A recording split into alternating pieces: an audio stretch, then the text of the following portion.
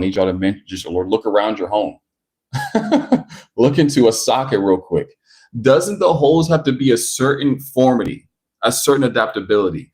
Doesn't the actual placement have to be located at a certain place of power? If you make a plug where there is no power source to it, there's no reason to plug into it.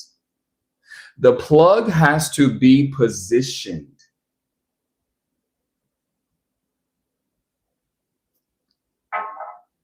Where power can flow out, where there can be a connection, right? So your heart is to be like a adaptable plug to the puncture of God's passion, fruit, and justice. Passion, fruit, and justice.